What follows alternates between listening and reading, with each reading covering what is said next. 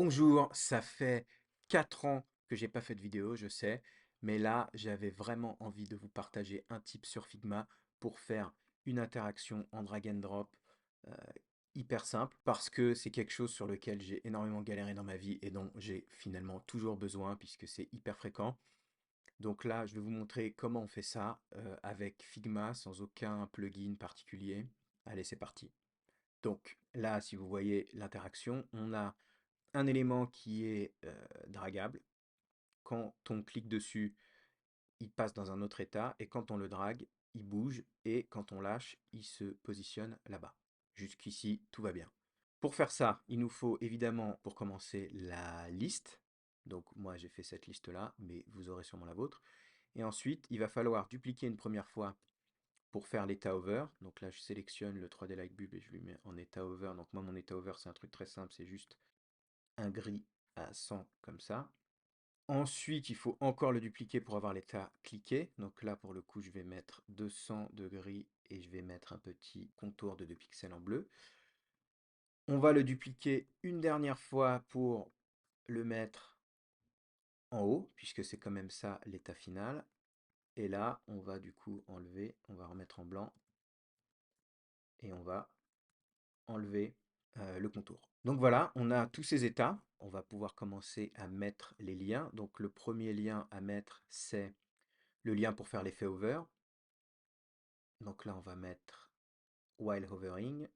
On va laisser en instant, c'est très bien.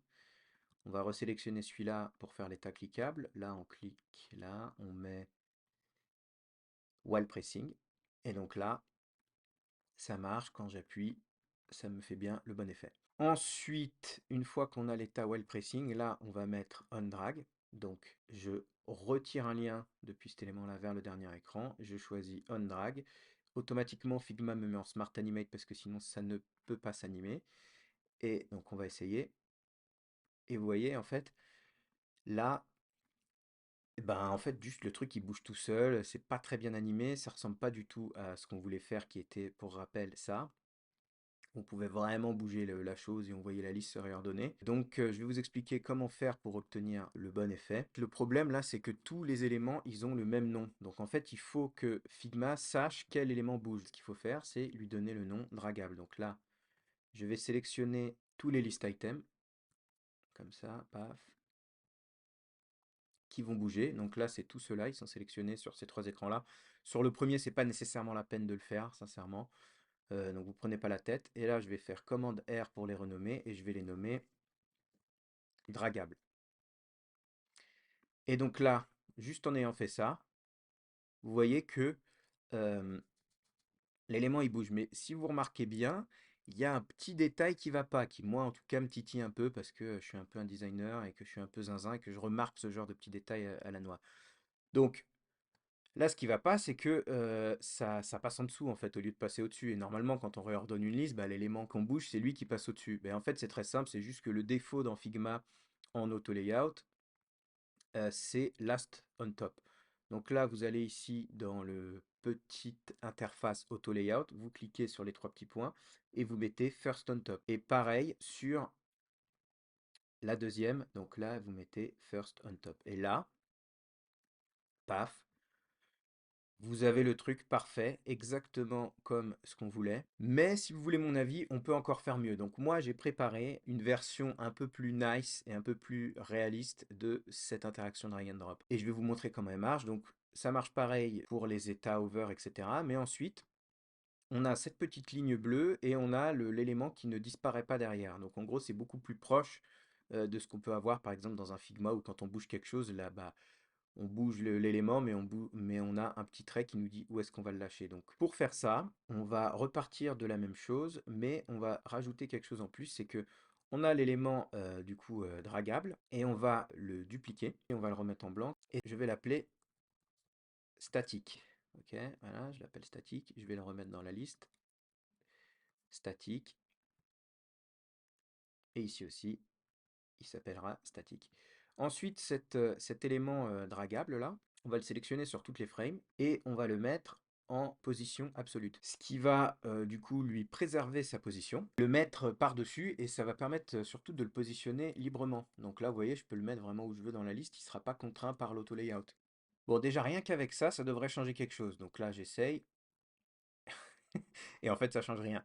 Donc en fait, pourquoi ça change rien? C'est pas si compliqué. En gros, vous avez votre élément dragable, votre élément statique. Là, la liste, elle est en mode last on top. Du coup, le truc, il est tout en bas. On va le mettre en mode first on top. Et on va placer l'élément dragable tout en haut. Ici, normalement, c'est déjà bon. Ouais, c'est first on top, first on top. Et voilà. Donc là, on a déjà ça de réglé. Il se passe toujours rien. Ce qu'on va faire, c'est qu'on va ici mettre l'élément statique, on va lui baisser son opacité pour donner l'impression qu'il est dragué, et on va lui mettre un petit fond en gris de sang. Voilà, on va voir comment ça fait là déjà tout de suite. Toujours rien. Parce qu'en fait, il faut rajouter une frame en plus. Donc celle-ci, je vais la dupliquer. Et je vais rajouter ici notre élément dragable qui est donc positionné par-dessus. Et le statique qui du coup lui reste à sa place, donc en dessous là. Et là, déjà, là, si vous faites ça, vous avez, vous voyez qu'on a l'élément dragable qui bouge et l'autre qui ne bouge pas. Mais après, quand vous lâchez, bah, il ne se passe rien. Parce que là, vous avez mis un on drag, mais en fait, le on drag, il va s'arrêter là. Et donc, ce qu'il faut faire pour que ça marche, c'est rajouter une dernière interaction. Cette fois-ci sur toute la frame. Vous allez prendre le lien et le glisser comme ça. Et vous allez mettre after delay. Donc, en gros, là, vous mettez after delay, vous mettez, je ne sais pas, quelque chose comme 100 ou 200 millisecondes, je vais mettre 100 millisecondes, vous le mettez en instant, et là, votre dernière frame qui a donc tous les éléments bien placés dans le bon état, etc., va se mettre en place. Donc là, si vous le bougez comme ça, paf, là il bouge, vous l'avez derrière qui reste là en place, vous lâchez et c'est bon, ça se réordonne. Par contre, ça se réordonne un peu vite, donc on va plutôt mettre un Smart Animate EasyNena 300, le défaut, et on va rajouter le petit état vide qui était Gray 200 et 70%. Alors on va mettre ça, Gray 200 et 70%. Et là, du coup, vous avez un truc quasi parfait. Le dernier petit détail que vous pouvez ajouter, c'est d'avoir le drop indicator. Donc pour ça, moi, je le fais en mode gros bourrin. Je vais juste prendre une ligne. Je tire ma ligne. Je lui donne une couleur bleue. Je vais lui donner une épaisseur de 4 et on va lui mettre deux ronds sur le côté comme ça. Épaisseur à 2. Et cette ligne-là, je vais la placer en gros en position absolue, en dessous du dragable.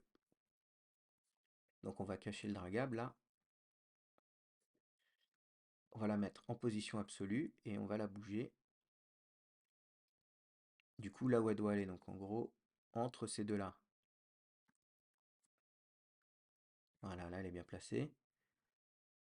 On va lui faire prendre la bonne taille. On réactive l'élément dragable, on va le remettre par-dessus. Et là, ce qui va se passer, si vous allez dedans, c'est que vous allez draguer le truc et vous allez voir la petite ligne qui apparaît. Quand vous lâchez, si vous lâchez pas au bon endroit, ça revient à sa place. Et si vous lâchez au bon endroit, ça réordonne la liste comme prévu. Voilà, vous savez maintenant faire du drag and drop dans Figma. Moi, je vous dis à la prochaine, peut-être dans 4 ans, peut-être dans une semaine, je ne garantis rien. Et en attendant, bah, continuez à vous amuser sur Figma et surtout suivez d'autres chaînes YouTube, puisque bon, la mienne, elle est un peu morte, hein. Allez, à plus.